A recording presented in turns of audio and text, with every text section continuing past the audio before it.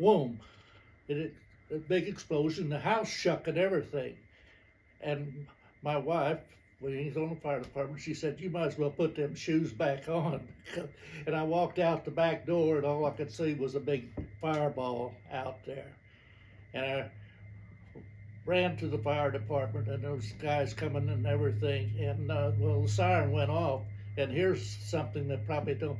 Buster Meyer at the station up there, he was able to set the alarm off all the time. And he heard that and saw it. He didn't even put shoes on. He ran across Highway 100 to set the alarm off barefooted. Really? And he didn't realize it till after he got over there. Well, he would have got probably, and I don't mean to cut you off, but he would probably got a better view of the fire where he was, because if you saw from here, then I mean, it was quite open behind. And I don't know if you saw it, but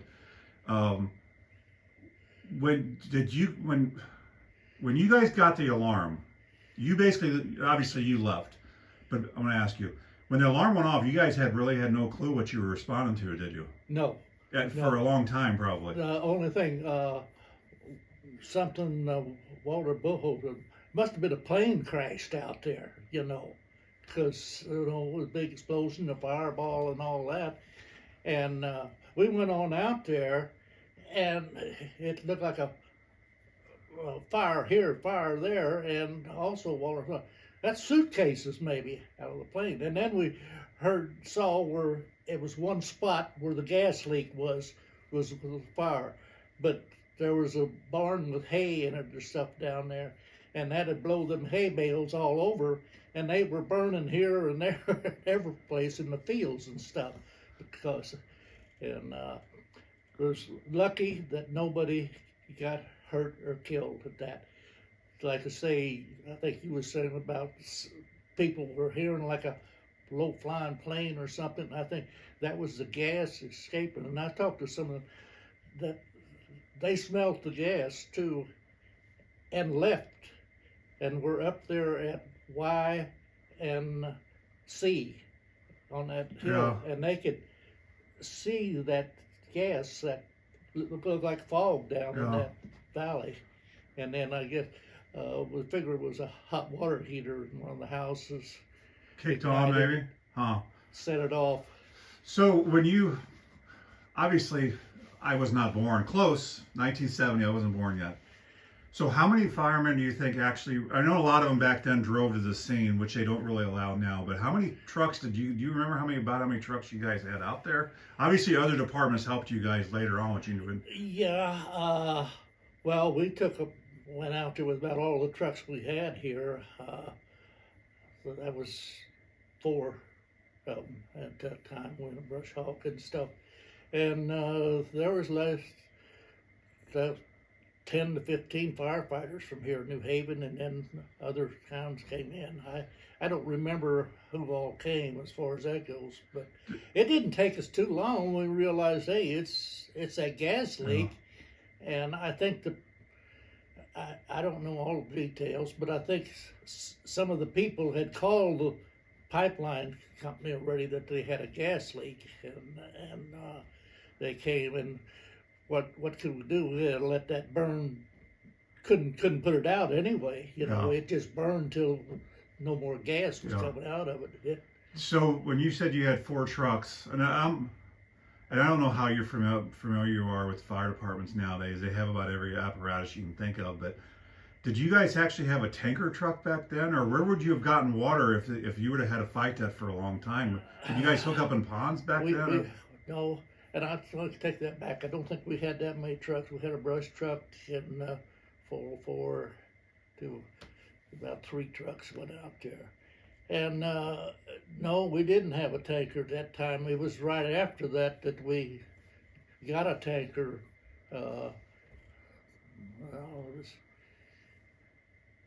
Truthfully, I don't know if we had, but I know we got a tanker after that. Do you remember how you would have? And I know, Mr. Niewald, it's been a long time. I understand that. Yeah. Do you? What I'm curious is, because there's a lot of firemen that are going to watch this. I'm telling you, because I've had a lot of likes when I said I was going to interview you about firemen. Where would you have got? How did you guys get your water source on something big like that? Do you remember if you? Well, we actually didn't need that much water because a whole lot she walked around with his hand sprayers for them bales Yeah. out there and sprayed them out. Kind of So do you think because it was in the winter, maybe the ground was maybe wet enough from snow or something that it didn't? I mean, or you just think it was a massive boom and then it kind of it put itself out, kind of? I think Okay. that's what happened with the boom, and then it was out. I mean, except like I say, the structure down there got blown apart and stuff, and the bales of hay that blew out, and they were just burning here and there, wherever they hit. And When you guys, I assumed you went out Highway C to the, yes, and when you turned on the Highway Y at C, I guess, were you with Walter, or do you remember who you were with in the truck? I don't remember who I was with. When you turned on here, did you think, what do we have here? Or do you kind of know by the gas coming out of the obviously you have a constant fuel source when there's a gas leak. Yeah.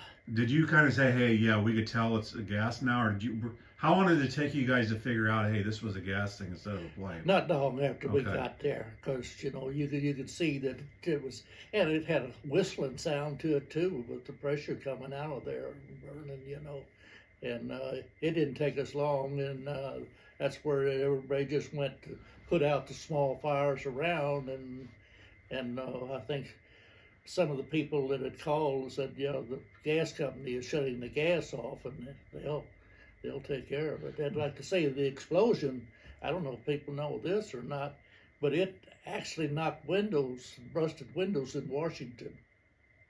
Yeah, I saw a photo. My aunt has it. It was at Modern, and then, and I don't want to steal your story, but it was felt from a long way away. Apparently, now there were some people that I've talked to that lived fairly close, said we didn't feel it, but we saw the fire. Now, I saw a photo where, and it may have been you in the background or foreground, of a fireman looking at the flame coming out of where it was leaking. Do you remember how long that burned or was ignited until, I mean, obviously they shut off from a distance. Was it several hours that it kept burning, or Yeah, do you remember? Or I would say it was about 3 hours that it burned. We didn't stay out there. I personally didn't stay out there that long because, some of the other firemen stayed out there just to watch it. Yeah. But after we had the bales and things, any fire away from it put out, Yeah. we left then, just left. Did you? I know that several other towns brought fire departments there. Probably when they got there, it's like, yeah, we're not needed either, really. But once you guys determined what it was, and I don't know how much you guys did this back in the day. Did you like, hey, we need to go search some houses and we need to go look for properties to see if we need to rescue anyone? Was that done back then, or did someone else do that? Did the deputies do it, or? And we could talk to the people that had moved out and told us, they left their house and they weren't there and stuff like that. So that helped us to determine, that nobody was injured and stuff and everything. That's the amazing thing about it, that they realized that there was a gas leak going on and evacuated, Yeah. So I don't know in this day and age, and you've seen a lot. I'm not saying because you're older, so you've seen a lot in this world. If we would even notice it anymore, because people are so stuck on social media, electronics, and that I wonder if we'd even be able to hear. It's like, what's that noise? Or we would just, you understand what I'm saying? It's like, yeah. people noticed more back then because we didn't have as many distractions. And I wasn't born then, but I know born a little bit later than that. Yeah. So, do you remember how long? I think I asked you. You said a couple hours. Obviously, it takes a while for it to burn out. But was the ground itself, was there much of a crater there, or was it just, did everything go up out of the? Yeah, I tell Or the do you truth, remember? I didn't really walk down there to where it Okay. was. I stayed back because it was getting midnight, and I knew I was going to have to go to work next Yeah. morning and stuff too. And Yeah. Did you remember? Obviously, you got some media coverage. Were you ever interviewed by any of them Because you said there was only maybe 14, 15 firemen that you had on the department total, right? No, I was never interviewed. Do you know if any of them, or did they interview any of you guys, or like the Post or whatever newspaper, or did the leader interview you, or who was the chief at the time for you guys? Do you remember? Was it Walter? No, I don't think it was Walter. I'll have to think.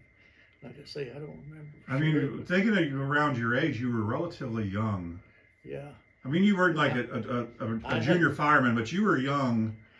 Yeah. I mean, it's been a while since it's. I hadn't been on the fire that not long, really, Okay. because I moved down here in '60, and it was a few years for, and like I say, that was in 1970s. Yeah. Yeah, you know. So I'm going to talk to you about some fire stuff, and we're going to get back to the pipeline. But I'm curious. Today's firemen, they train all the time. Did you guys have a lot of training to prepare you for something like this, or did you guys think, hey, if it's a truly a downed aircraft, what do we? I mean, I don't want to cuss in your own house, but I'd be like, oh shit, what do we have out going on? What are we going on now? Yeah. Did you have much training to deal with potentially this stuff back then, or not? No. So it was like, hey, we'll. Did you learn it from like people that were on there longer than you? Is that how you learned how to be a fireman, or how? Oh yeah, well we had training how to do it, and even like putting out a house fire or grease fire and things like that, you know. But really not in a big like an airplane crash or anything like that. Wasn't brought up at that time. Was that do you remember how long you were actually on the fire department? You said you weren't in town very long, but you remember how long you were actually on there when this happened, or an estimate, a year maybe, or? I think it was probably 15 years I was on the fire Okay. department. I left the fire department once, not right away after I went to work for Buford Transfer, and I figured, hey, I can't go out on a fire call and then go to work and drive a truck, you know, fall asleep. Yeah. At that time of this explosion, was this the biggest call that you went on as a fireman, or it potentially could have been, hey, we haven't seen anything like this before, or there was anything else that, I mean, do you remember? I mean, because it could have been much worse, like you said, especially in today's population, if that would have happened, I said, who knows how many people would have been killed. So. Yeah. I don't know. We had. I don't know what time when that was. We had, it was actually a Christmas program, and out here at the barn on where Roger Vetter lives now, we had a barn fire out there. Really? Cold in the morning. Yeah, that took a lot of water and ice, cold and everything out there. That and IGA downtown caught fire too. I don't know if you Really? know. I didn't. Yeah. Huh. That happened when Billy Ray Quick was the owner of it that time, and it's there where I guess part of Mary Lou. Yeah, I remember it as a kid being down there. I remember both, and they had Ciders had one, a little store next to us. So there, I remember the two grocery stores being down there. But, so you responded. You said you had a brush truck. And we're getting back to the fire thing, because I'm telling you, a lot of these firemen I know want to hear these old stories about. So you had a brush truck. Was that the old red International, or was that the one I'm thinking of? Was that newer? Because that was my favorite truck growing up when I would see that thing. No, it was an old. You said International live. What was it, Jet? We got it through the conservation. Like a Jeep. Okay. Fire truck. That's what we had. So did you have? Okay, there's one. You said you had four. Were the other ones the white ones from back in the day? I know Randy Cruel still has one of the white ones out at his house, but I remember those two. You had two guys that had two white ones too around that time. But. Yeah, that one Randy Cruel's is one main thing, and that had quite a bit of water on it. You know, it really didn't take that much water to put the fire out. It's kind of surprising, and I don't want to cut you off, but the massive amount of fire was there, it's kind of surprising, and I don't know anything about fire dynamics. Yeah. It's surprising how maybe the actual as fast as it was almost like instantaneous burn and put out at the same time. Yeah, the force of Yeah. the explosion, I think, put out a lot of the fire. So, was your wife, was she awake when you came back home? Or was it kind of, hey, everyone called each other and say, hey, gas? Did everyone?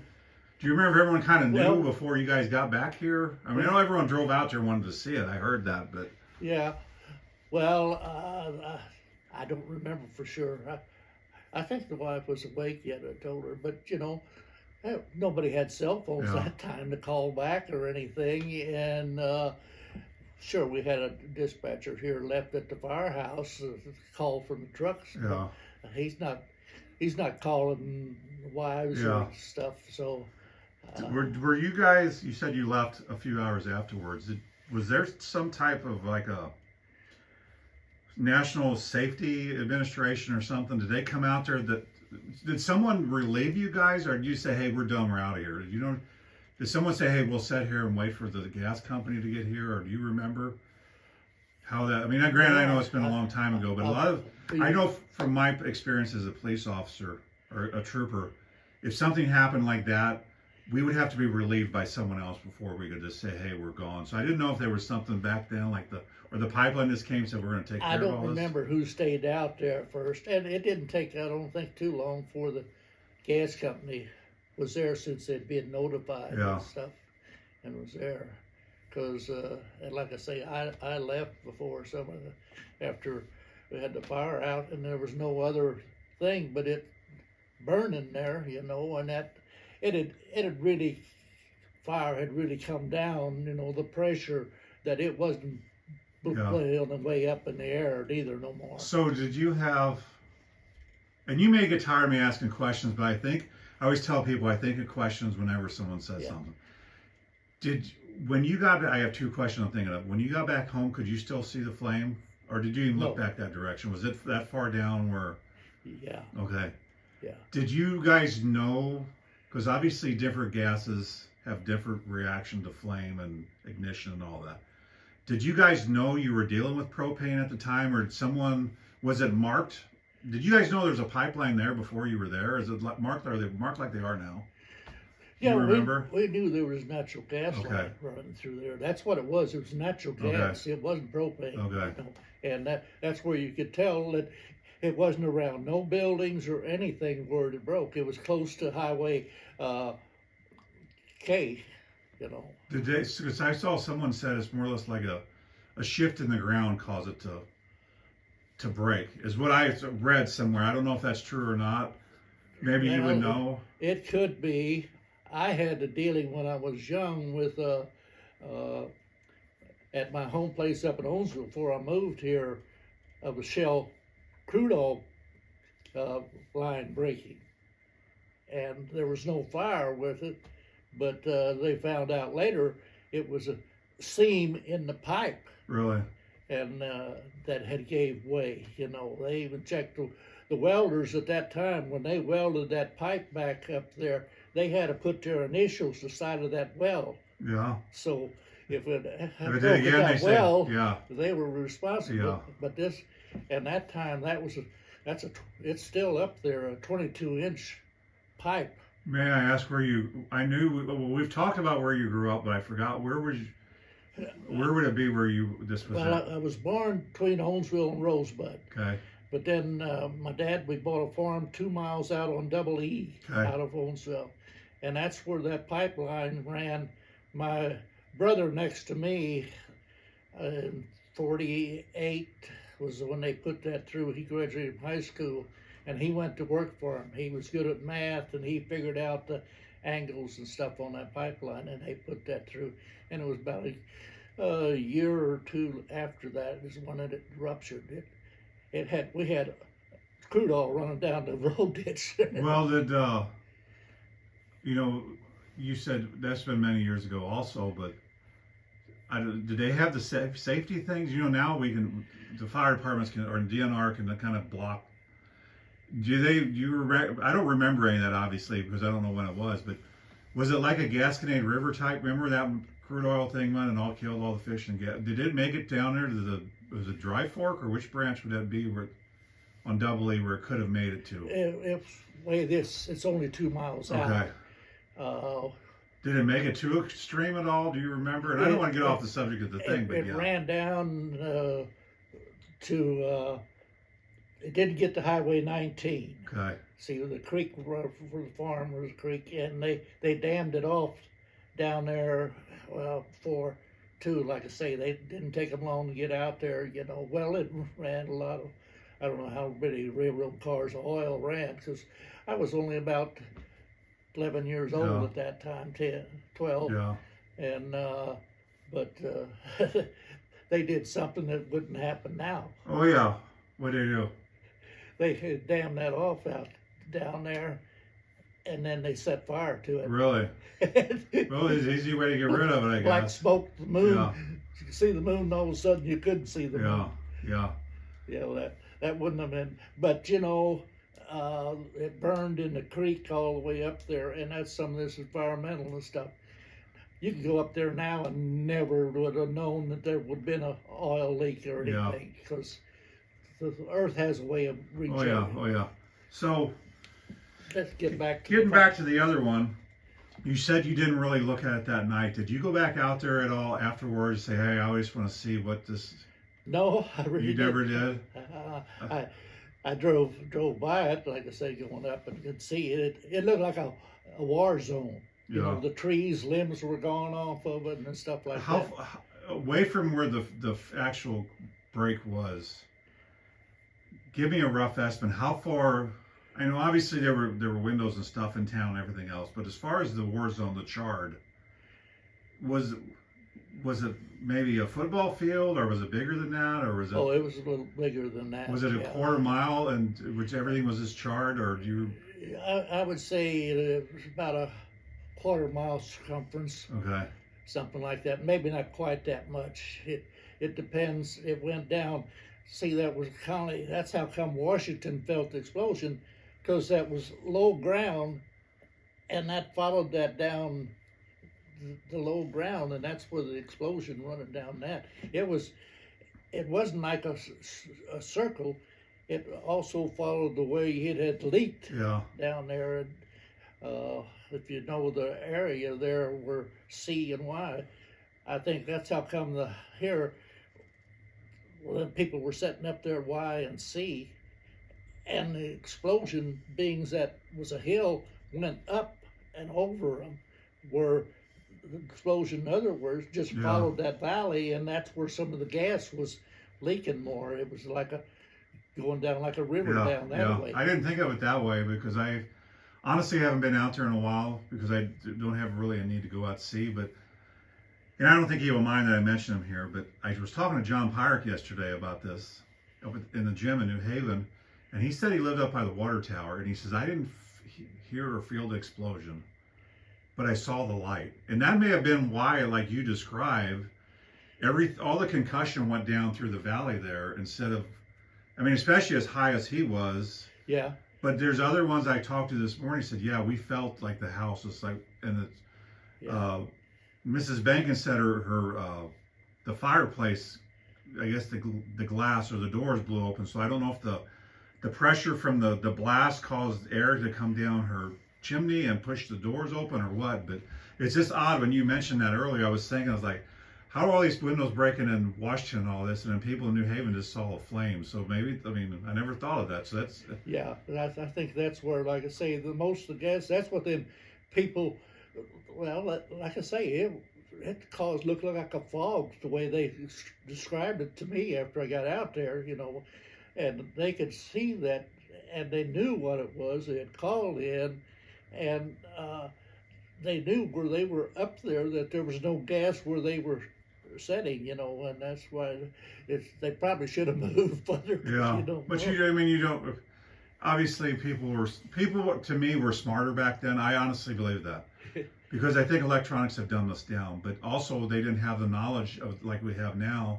Yeah. I mean, when I was a trooper, we had a book. So if it was natural gas, we could say, hey, evacuation distance, explosion risk, all this stuff we had at our fingertips, where back then this a hazmat book you guys probably didn't have, so you were going in there.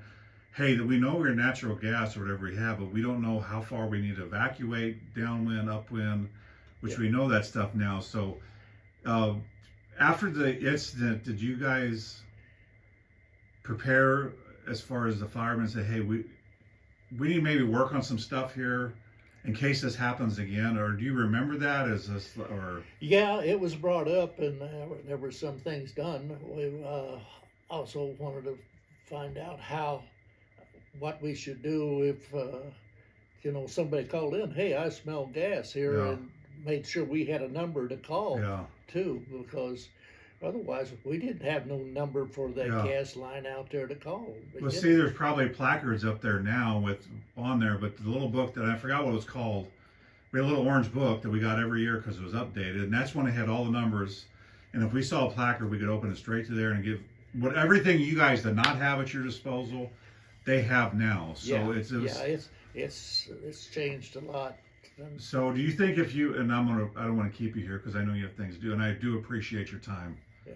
People are going to enjoy hearing you say this, and if you can think of anyone other than Winnie Kroll that may have been, like you said, you only have 15 or 16 on there anyway, and most of them have passed away, I believe. Because I'd like to talk to another fireman because they were not against the people that heard it or witnessed it, but you guys were there, and that's why I find it interesting talking to you. Yeah, I'm trying to think. Like I say, there's so many of them that are passed away since that happened. I wish I would have been doing this honestly 10 years ago because I could have gotten some more stories. Yeah. And I'm trying to do like anniversaries like this. Hey, it happened 54 years ago, 2 days ago. So that's why I'm trying to interview certain people. But if you didn't go to work for Buford, do you think you would have stayed on the fire department a long time, or was 15 years enough? Like I had enough. Probably would have. Yeah. Okay. And like I say, I didn't really quit. I retired, and I just got a letter to having the 25th of January. The firemen's get like yearly party firemen's ball. Yeah. So are you an honorary member on there then? Is that when you say retired? Okay. That, yeah. Yeah. Okay. Well, that's neat of them that they still, after all these years, they still recognize you, I think. That's nice of them. I mean. Yeah, it is. I mean, stuff. It's like all volunteer firemen. As I always say, whenever I worked a crash, you said, can we go? And if it was safe for me, I said, yeah.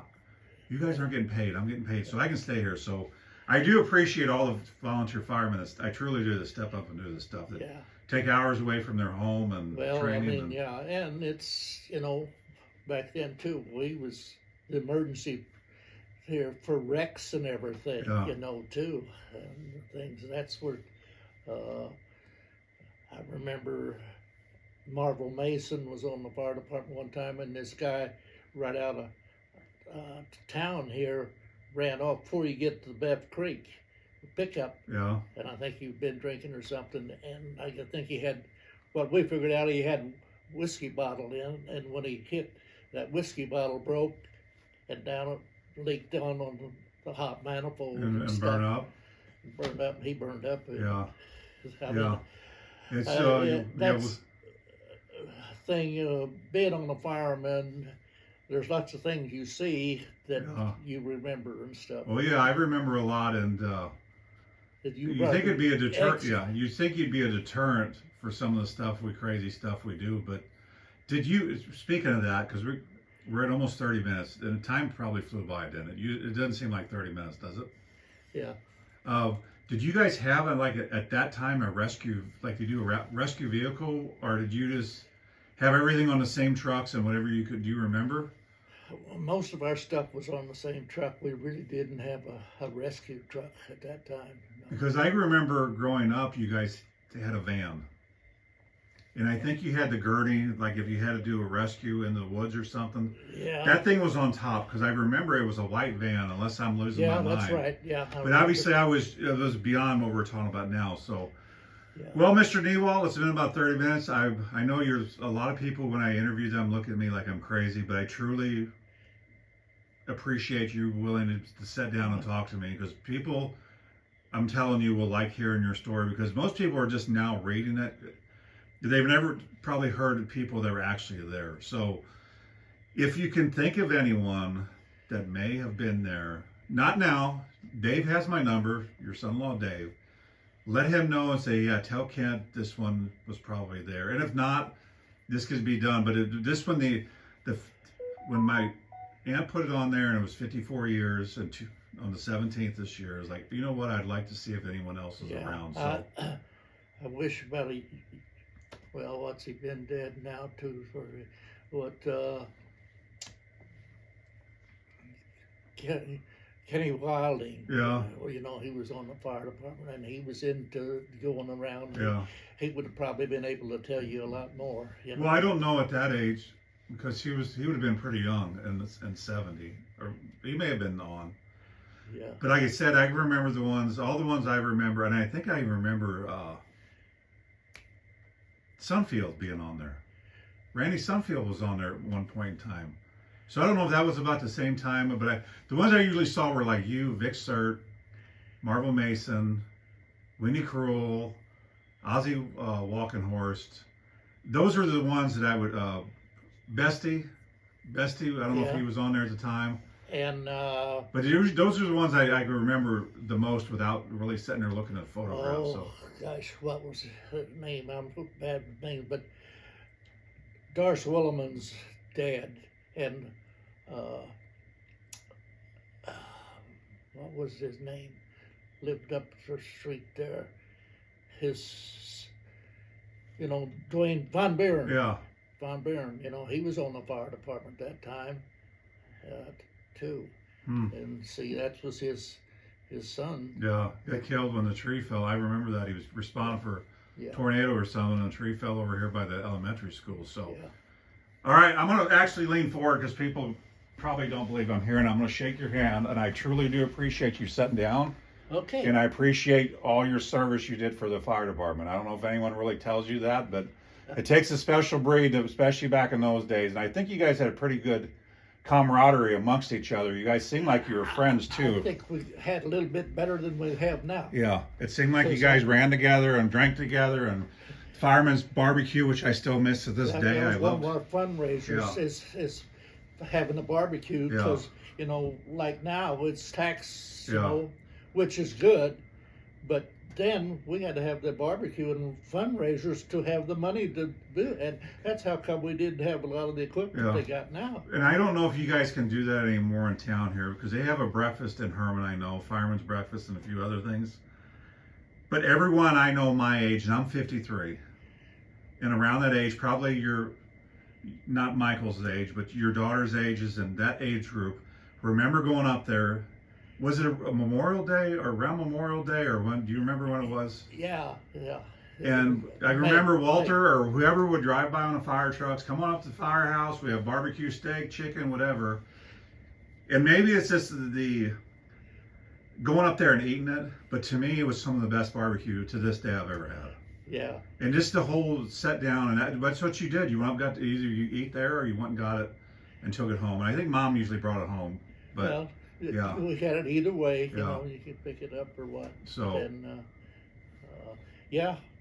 that was quite a deal there to make barbecue and stuff. And it was a good fundraiser for us. Well, and it's good because you guys and the community could get to know you guys too that didn't know you. It was good bringing the community together because it was a community event, is the way I always looked at it. But sorry to interrupt. Go ahead. No, well, and the auxiliary women, like my wife happened to be out at school at that time, and we had potato salad, and Benny Ragland was the superintendent out there, and she was able to ask him, and she was able to get the potatoes and stuff and cooked out there, and stuff from the school. So it was community worked together. It was, and that's why I said, and that's why I think a lot of people miss it.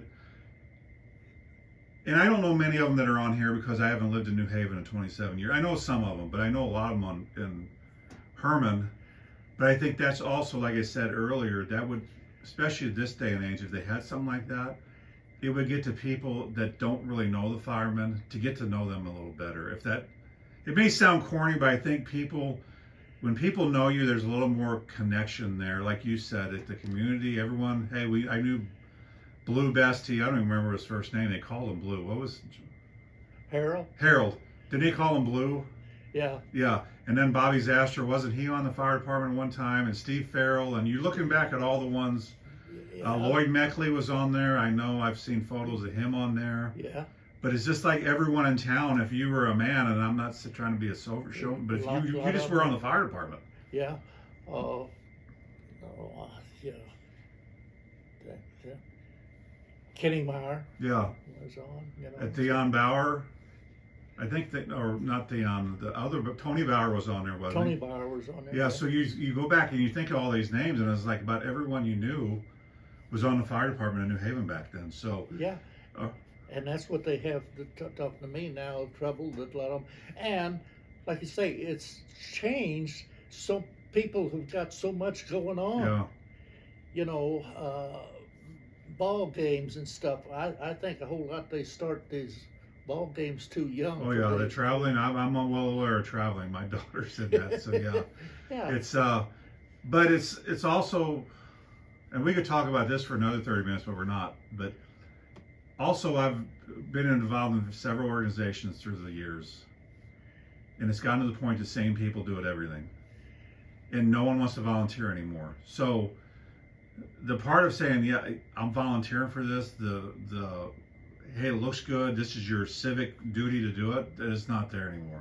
Yeah. It's like at St. George, the same, when my daughter went there, the same people volunteer, the same people work, the same people give money, the same, so. Yeah.